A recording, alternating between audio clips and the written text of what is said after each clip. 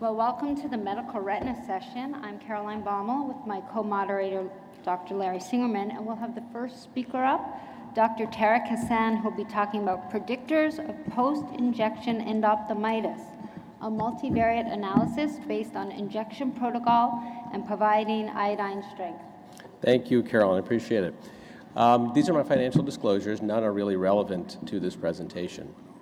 From an article published in the journal Retina in 2004, we received our first advice or recommendations on how to do intravitreal injections and what kind of protocol to use. But since then, with the exponential growth of injections over these 15 years, we've been asked a lot of questions that have to do with patient efficacy, patient compliance, and ultimately patient safety, whether or not we do injections, for example, with gloves or not, or antibiotics or not, or lid speculum or not, et cetera. But all of these things that we do in our injection protocols are designed at improving patient safety. So endophthalmitis resulting from intravitreal injections certainly is thought to increase in incidence with repeated injections to the same eye. Fortunately, this devastating complication is still uncommon, with published incidences of 1 in 1,200 to 1 in 6,450. Large meta-analysis a few years ago showed that incidence to be roughly 1 in 1,800. If you look to date, multiple trials have looked at features that could possibly result in endophthalmitis reduction. The only thing to date that's been consistently successful is the use of povidone iodine. Though no published standard of care exists as to the optimal concentration that's needed or the way it's applied, most use about 1.25% to 10% povidone iodine, and no other part of the injection protocol has been found to affect endophthalmitis rates. So we asked our practice, what did we come up with over these years? My practice, Associated Retina Consultants in Royal Oak, is a large suburban retina-only academic clinical and retinal and surgical practice with 20 physicians, and we've been known to do a few injections over time and have developed a wide variety of injection styles among the group. And given that variation, we wanted to see if we could identify predictive factors that could help us understand endophthalmitis after intravitreal injections. So we did a retrospective review, and we used the data of 15 of our physicians who've had long-term stable protocols. We included all intravitreal injections given over recent 39 consecutive months for the treatment of macular degeneration, retinal vein occlusion, and diabetic macular edema. We used the 3 agents that are typically out there in these eyes, and we excluded eyes that received patients that received same-day bilateral injections, or the patients of physicians that had inconsistent and changing protocols, or who left our practice and we hadn't appropriate follow-up. So this retrospective series looked at those eyes diagnosed with endophthalmitis within 15 days of intravitreal injection, and then we correlated that steps of the injection procedure to their outcomes. So what did we look at? We looked at the variability in the use of lid speculum, gloves, a strict no-talking policy, the strength of the povidone iodine used, 0.5% tetracaine hypermellose, which is Tetravisc, 2% lidocaine gel, the use of subconjunctival lidocaine or topical lidocaine, conjunctival displacement, topical antibiotics during the visit, the choice of medication that was injected, or the injection site. What was consistent among all of these variable issues was that povidone iodine was given as the final step prior to the injection in every patient treated.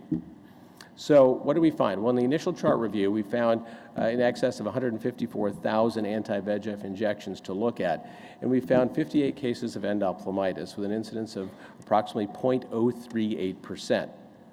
After we applied exclusion criteria, we found approximately 99,000 unilateral injections that we assessed through a multivariable analysis and found 40 eyes that developed endophthalmitis. So that's a rate of approximately 0.04%.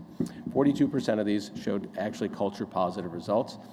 Then we applied statistical analysis to this, doing a logistic regression, first with a univariate analysis looking at the predictive value of each individual variable, and then a multivariate analysis done in a stepwise fashion in the order of lowest to highest p-value, or strongest to weakest association. And we included all the variables that had a significant univariate analysis at the level of p less than 0.2.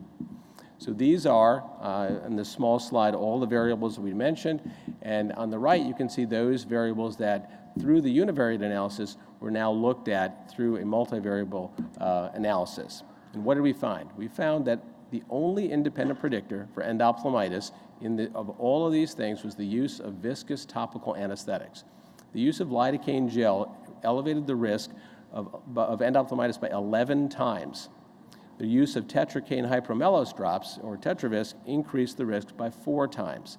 All of the other variables studied were not independent predictors of endophthalmitis.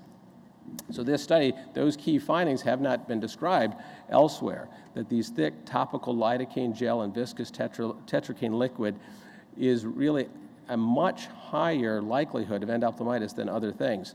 And there's good in vitro work that is really supportive of this. This paper by Doshi and coworkers in 2011 showed that in vitro an increase in the microbial survival in eyes that receive their lidocaine gel prior to povidone iodine. And you can see quite a dramatic difference in these eyes. There was one clinical trial that showed no difference between the timing of the gel and the timing of the povidone iodine, but in that one trial, their endophthalmitis rate was more than 2 times the rate of that what we saw, and we're not sure the relevance of that. So in our series, the strength of povidone iodine did not really reduce the endophthalmitis rate. Now again, we have no guidance as to the optimal concentration to be used, but there are multiple studies that support the use of both higher and lower concentrations. The reports, mostly in vitro, support the idea that there's increased bactericidal activity at lower concentrations, the theory being that there's more available free iodine. Other reports, more in vivo, support the use that an increased bactericidal activity is seen at higher concentrations. What we do know is that there is probably a wide range of concentrations, including the very low ones that have shown massive bactericidal activity, and that has been shown by a couple of recent papers in some very good work. So our study is strong in the sense that we did look at a large number of injections in a single practice with consistent record keeping and general office procedures. We have many injecting physicians with stable, though varied, injection techniques, and we were able to apply an analysis to tease out independent significance of each variable. It's a retrospective series from a single practice, however, and the injection protocols did have some non-standardized steps. But in conclusion, we saw that our endophthalmitis rate was very low, less than in other published series, and that the pre-injection viscous topical anesthetics raised the risk of endophthalmitis significantly, likely because it prevents povidone iodine from fully reaching, maintaining contact with, and sterilizing the ocular tissue before the injection. So in our practice, we no longer routinely use these viscous anesthetics, and yet if we notice that the updated guidelines from the Academy, from your Retina, and from recent publications, even in ophthalmology retina, as recently in the last couple of months, still use the concept of lidocaine gel and other heavy viscous anesthetics as something to be considered as part of the injection routine. And it would be our recommendation, at least from the data that we had, that maybe that it should be revisited. And thank you very much. Thanks, Chair.